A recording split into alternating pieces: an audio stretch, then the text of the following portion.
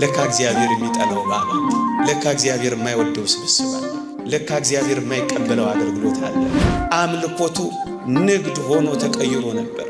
መቅደሱ ገበያ ሆኖ ነበረ።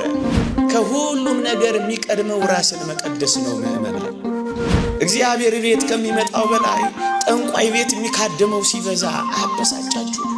ከቅድስና በላይ ለግብረ ሰዶማዊነት ልንበረከክ ጫፍ ስንቀርብ አይነዳችሁ።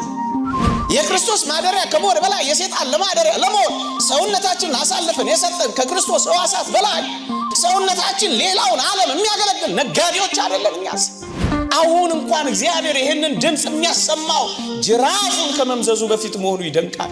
ተመስገን መቼ ነው የሚባለው? አምጣ ስዕለቶቻችንን ስሟቸውማ በሞቴ ቪዛ አምጣ፣ ባል አምጣ። ይሄ መጥፎ ነው እኮ እያልኩ አይደለም። ንግድ ብቻ ግን አይሆን እያልኩ እመቤቴ መኪና ካልሰጠሽኝማ የለሽም ማለት ነው። አንተ መኪና ካለ እንደ ወላዲት አምላክ የለችም። ይሄ እኮ ንግድ ነው።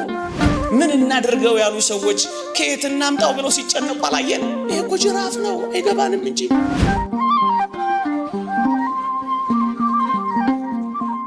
ትንቢተ ኢሳይያስ ምዕራፍ 1 ቁጥር 14 ላይ ምን እንደሚል